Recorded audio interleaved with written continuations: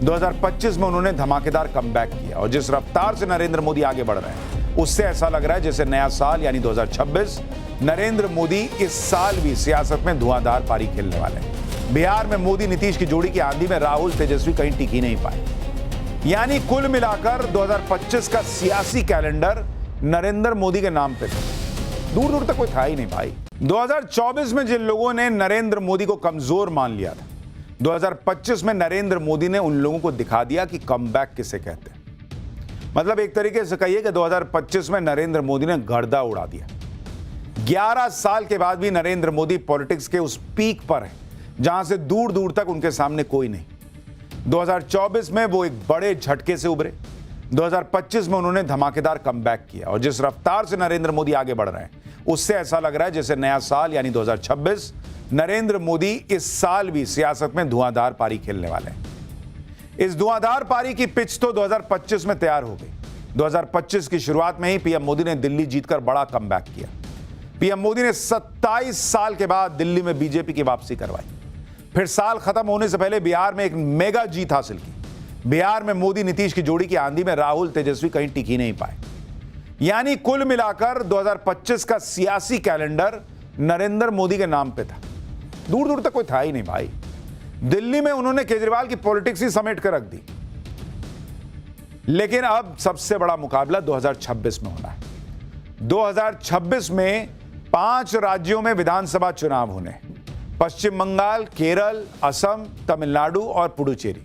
इसमें सबसे ज्यादा हलचल बंगाल को लेकर है। बंगाल में पीएम मोदी और अमित शाह ने पूरा जोर लगाया हुआ है। बंगाल में बीजेपी अभी तक अपना खाता नहीं खोल पाई है सरकार बनाने को लेकर। बंगाल में बीजेपी की ममता बनर्जी के साथ महा टक्कर होने वाली है 2026 में। और 2026 में और क्या क्या होने वाला है, नरेंद्र मोदी और क्या क्या करने वाले हैं, 2026 में पीएम मोदी क्या बड़े सियासी फैसले लेने वाले हैं, एक एक करके पाठशाला में आपको बताना शुरू करता हूं। देखिए 2025 में पीएम मोदी ने कैसे झंडे गाड़ दिए, कैसे भगवा फहरा दिया, उसकी तस्वीरें आपको याद होंगी। नरेंद्र मोदी के राज में एनडीए का दायरा कैसे बढ़ता जा रहा है। आप देखिए पश्चिम से लेकर पूरब तक पूरा आधे से ज्यादा देश पर एनडीए का राज है, भगवा दिख रहा है। मौजूदा स्थिति के मुताबिक देश के 18 राज्यों, 2 केंद्र शासित प्रदेश में एनडीए की सरकारें चल रही।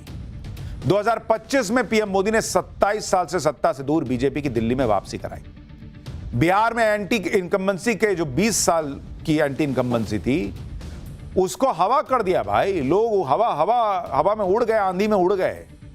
लेकिन 2026 में क्या होने वाला है, जिन 5 राज्यों में चुनाव हैं उसका समीकरण आपको समझना चाहिए। देखिए ये जो 5 राज्य हैं, अगर आप उसको देखने जाएंगे उसका समीकरण आपको समझना चाहिए। 2026 में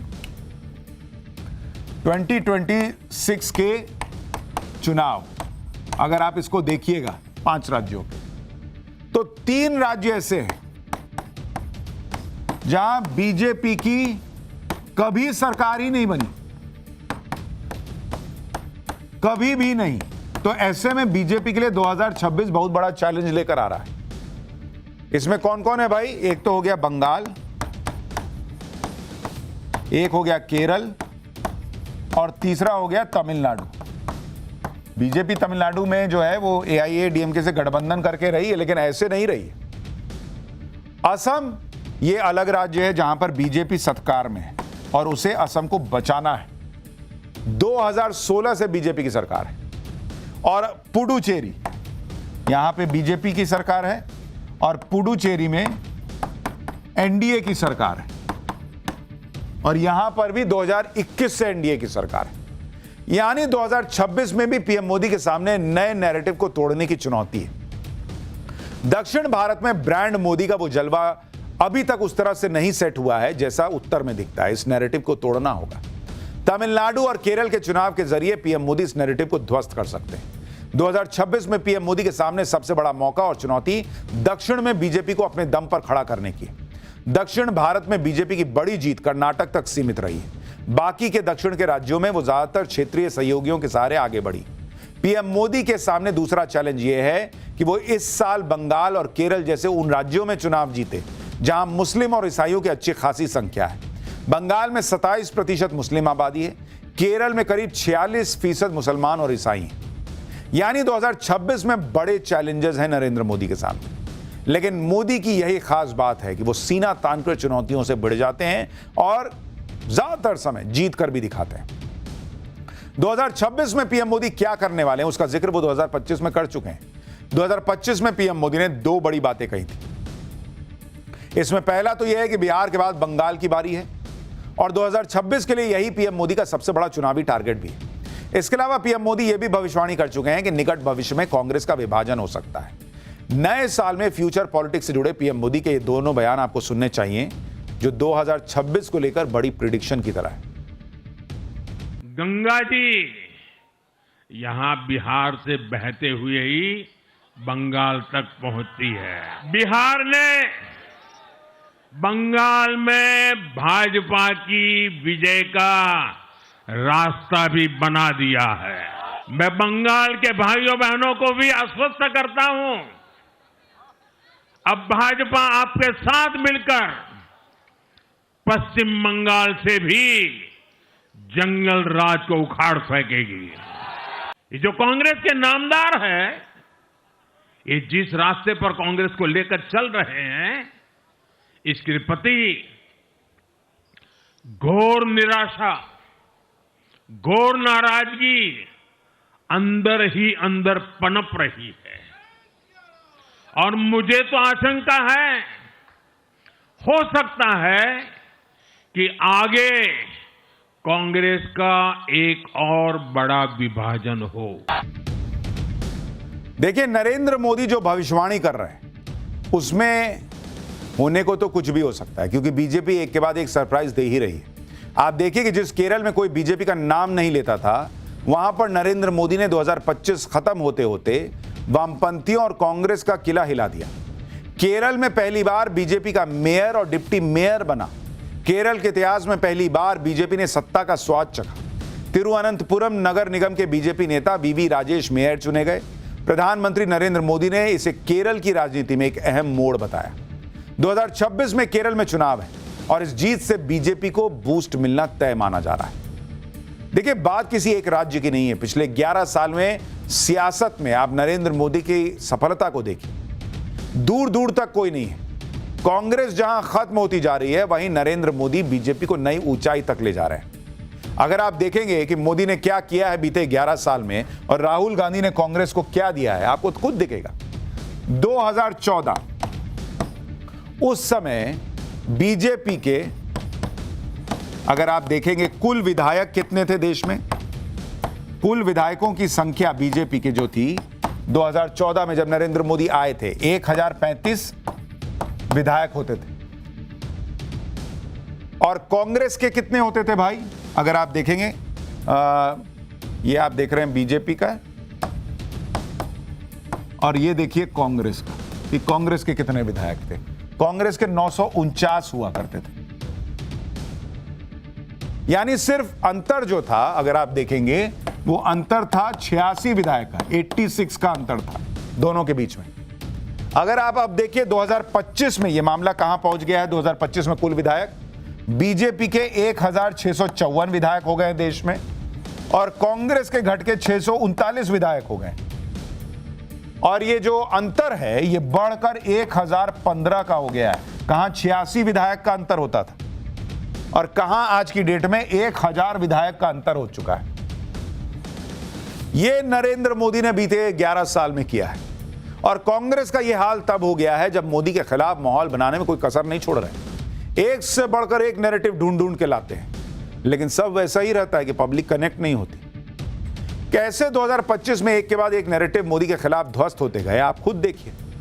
जैसे पीएम मोदी के खिलाफ राहुल गांधी का वोट चोरी का नैरेटिव गिर गया, पीएम मोदी के खिलाफ राहुल गांधी का जेनजी वाला दाव फेल हो गया, पीएम मोदी के खिलाफ राहुल गांधी और कांग्रेस का नरेंद्र सरेंडर वाला नैरेटिव नहीं चला, पीएम मोदी के खिलाफ राहुल गांधी का अंबानी अडानी वाला नैरेटिव चल ही नहीं रहा है, बिहार की जाति वाली पॉलिटिक्स का नैरेटिव भी पीएम मोदी ने तोड़ दिया। इसके अलावा 2024 की तरह ही 2025 में भी विपक्ष ये माहौल बनाता रहा कि पीएम मोदी की एनडीए वाली सरकार गिर जाएगी, लेकिन 2025 का साल भी निकल गया, एनडीए वाले पीएम मोदी का कुछ ना कर पाए। साल खत्म होते होते भी इंडी गठबंधन एप्स्टीन फाइल्स का नाम लेकर मोदी की कुर्सी जाने का दावा करता रहा, लेकिन यह भी नहीं चला।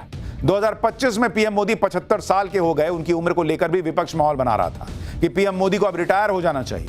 लेकिन बिहार के चुनावी नतीजों ने बता दिया कि ब्रांड मोदी तो अभी और चमकने वाला है। रिटायर कुछ लोग ऐसा ना हो कि 50s और 60s में हो जाए। 2026 में तो मोदी राजनीति में और भी बड़े धमाके करने वाले हैं, क्योंकि इंडी गठबंधन पूरा बिखरा हुआ है। राहुल गांधी के खिलाफ कांग्रेस में ही बगावत की सुगबुगाहट है। इंडी गठबंधन को ही राहुल गांधी की लीडरशिप पर भरोसा नहीं है, लेकिन उधर मोदी के पीछे पूरा एनडीए खड़ा है। सबसे बड़ी बात यह है कि पीएम मोदी को आरएसएस का पूरा सपोर्ट मिला। 2024 में जो माहौल बनाया जा रहा था कि बीजेपी और आरएसएस में दूरी आ गई है, 2025 में वो नैरेटिव भी धुआं हो गया। 2025 में आरएसएस और पीएम मोदी के बीच गजब केमिस्ट्री दिखी। प्रधानमंत्री पद पर रहते हुए 11 सालों में पहली बार पीएम मोदी नागपुर में आरएसएस के हेडक्वार्टर चले गए। पहली बार पीएम मोदी ने लाल किले से आरएसएस के योगदान की तारीफ की। 2025 में आरएसएस की 100वीं वर्षगांठ पर पीएम मोदी ने विशेष डाक टिकट जारी किया, 100 रुपए का स्मृति सिक्का जारी किया। पूरे साल अलग अलग मंच से पीएम मोदी ने आरएसएस की खूब तारीफ की।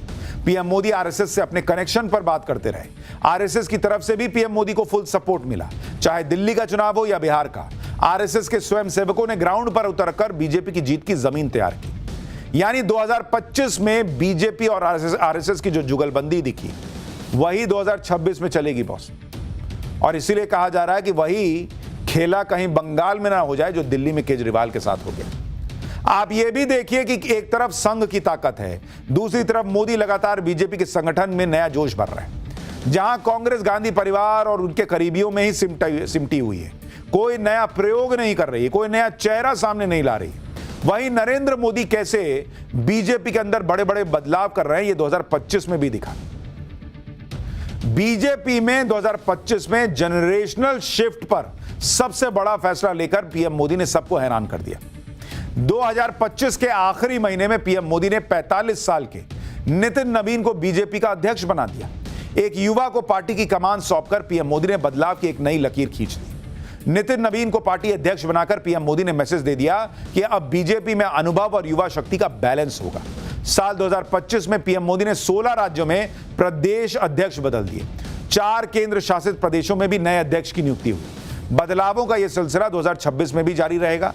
अलग अलग मीडिया रिपोर्ट्स में दावा है कि 2026 में पीएम मोदी अपने मंत्रियों की टीम में बड़ा फेरबदल कर सकते हैं, और अगर ऐसा हुआ तो कुछ नए और युवा चेहरों की एंट्री पक्की मानी जा रही है। साल 2026 में पीएम मोदी की 5 साल वाली सरकार भी आधा कार्यकाल पूरा कर चुकी होगी। अपने दूसरे टर्म में पीएम मोदी ने सत्ता संभालने के 2 साल बाद यानी 2021 में कैबिनेट में फेरबदल किया था। इसलिए भी माना जा रहा है कि अब तीसरे टर्म में पीएम मोदी फिर से 2 साल पूरा होने के बाद मंत्रियों की टीम में बदलाव कर सकते हैं।